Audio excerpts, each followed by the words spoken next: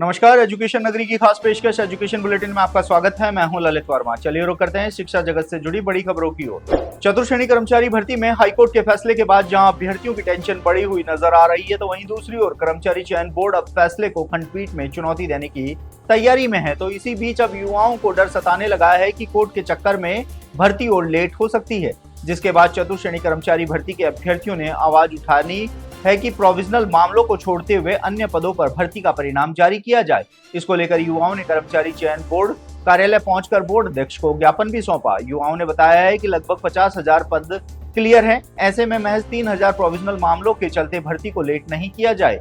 हालांकि कोर्ट ने भी फैसला सुनाते हुए कहा है कि भर्ती प्रक्रिया पर किसी प्रकार की कोई रोक नहीं रहेगी। इसके साथ ही बोर्ड अध्यक्ष भी संकेत दे चुके हैं कि अगर भर्ती में समय लगा तो प्रोविजनल को छोड़ते हुए परिणाम जारी किया जा सकता है।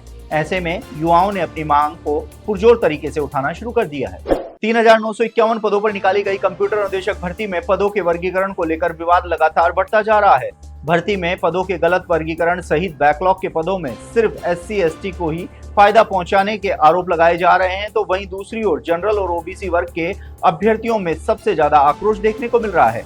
अभ्यर्थियों ने आरोप लगाया है कि भर्ती में जिस हिसाब से पदों का वर्गीकरण किया गया है, उस हिसाब से सामान्य और OBC वर्ग के हिस्से में शून्य पद आ रहे हैं, जिसके चलते युवा बेरोजगारों को निराशा हुई है। तो वहीं अब दूसरी ओर राजस्थान कर्मचारी चयन बोर्ड अध्यक्ष मेजर जनरल आलोक राज ने साफ कर दिया है कि पदों के वर्गीकरण का काम विभाग का होता है, न कि बोर्ड का। ऐसे में पदों का वर्गीकरण को लेकर बोर्ड अपने स्तर पर कोई फैसला नहीं ले सकता है। ऐसे में अब अभ्यर्थियों ने अपनी आवाज को सक्षम स्तर पर उठाना शुरू कर दिया है। तो वहीं युवाओं ने अपनी मांग को लेकर अब मंत्री किरोड़ीलाल मीणा से भी गुहार लगाई है। राजस्थान राज्य विद्युत उत्पादन निगम भर्ती 2025 को लेकर हजारों अभ्यर्थियों में भारी नाराजगी और असमंजस का माहौल है। भर्ती का विज्ञापन पहले 216 पदों के लिए जारी हुआ था, लेकिन बाद में 1947 पद बढ़ाकर कुल संख्या 2163 कर दी गई थी। प्री और मुख्य परीक्षा के साथ डॉक्यूमेंट्स वेरिफिकेशन प्रक्रिया भी पूरी हो चुकी है, लेकिन 40 दिन बीतने के बाद भी अंतिम परिणाम जारी नहीं किया गया है। अभ्यर्थियों का आरोप है कि विभाग ने अब तक आंसर की तक जारी नहीं की है, न ही नॉर्मलाइजेशन प्रक्रिया की जानकारी दी है। पोर्टल पर स्कोर कार्ड की जगह स्टार दिखाया गया है, जिससे अभ्यर्थियों को अपने अंक तक पता नहीं चल पा रहे हैं। भर्ती में पारदर्शिता की मांग को लेकर अभ्यर्थियों ने विभाग से जल्द फाइनल रिजल्ट जारी करने, आंसर की और स्कोर कार्ड सार्वजनिक करने तथा भर्ती प्रक्रिया की वर्तमान स्थिति स्पष्ट करने की मांग की है। वहीं दूसरी ओर भर्ती के आंसर की, स्कोर कार्ड और अंतिम परिणाम के बारे में जब विभाग के अधिकारियों से संपर्क किया गया, तो जवाब देने से वे बचते हुए नजर आए। राजस्थान लोक सेवा आयोग ने वरिष्ठ अध्यापक माध्यमिक शिक्षा विभाग प्रतियोगी परीक्षा 2025 का विस्तृत कार्यक्रम जारी कर दिया है। परीक्षा का आयोजन 12 जुलाई से 18 जुलाई 2026 तक किया जाएगा। आयोग ने परीक्षा संचालन को सुगम बनाने के लिए विषयों को 4 ग्रुप A, B, C और D में विभाजित किया है। ग्रुप A में सोशल साइंस, ग्रुप B में हिंदी, ग्रुप C में विज्ञान और संस्कृत, जबकि ग्रुप D में गणित, अंग्रेजी, उर्दू, पंजाबी, सिंधी और गुजराती विषय शामिल किए गए हैं।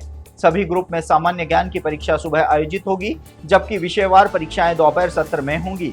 इस भर्ती परीक्षा के लिए करीब 6,500 पदों पर नियुक्तियां की जाएंगी। सबसे अधिक 1385 पद गणित, 1355 पद विज्ञान और 1305 पद अंग्रेजी विषय के लिए निर्धारित किए गए हैं। वहीं हिंदी के 1052, संस्कृत के 940 और सामाजिक विज्ञान के 401 पद शामिल हैं। उर्दू, पंजाबी, सिंधी और गुजराती विषयों के लिए भी पद सीमित रखे गए हैं। राजस्थान में व्यवसायिक शिक्षकों ने अपनी मांगों को लेकर आंदोलन का बिगुल फूंक दिया है। व्यावसायिक प्रशिक्षक संघ समिति राजस्थान के बैनर तले जिला कलेक्टर को ज्ञापन सौंपकर हरियाणा मॉडल लागू करने की मांग उठाई गई है। व्यावसायिक शिक्षक मुरलीधर शर्मा ने बताया है कि राजस्थान में वोकेशनल शिक्षकों को न तो समय पर वेतन मिल रहा है और न ही नौकरी की सुरक्षा दी जा रही है। उन्होंने कहा है कि पड़ोसी राज्य हरियाणा और दिल्ली में व्यावसायिक शिक्षकों को 35 से 40 हजार रुपए तक वेतन और 60 वर्ष तक नौकरी की सुरक्षा का लाभ मिल रहा है, जबकि राजस्थान में शिक्षक वर्षों से अस्थिर व्यवस्था में काम कर रहे हैं। शिक्षकों ने सरकार से मांग की है कि हरियाणा मॉडल की तर्ज पर स्थायी नीति लागू कर वेतन और सेवा सुरक्षा सुनिश्चित की जाए। समिति ने चेतावनी दी है कि यदि जल्द ही मांगे नहीं मानी गई तो राजधानी जयपुर में बड़ा आंदोलन किया जाएगा, जिसकी जिम्मेदारी सरकार की होगी। तो ये थी शिक्षा जगत से जुड़ी तमाम बड़ी खबरें। कल फिर से आपके साथ रूबरू होंगे, तब तक के लिए नमस्कार।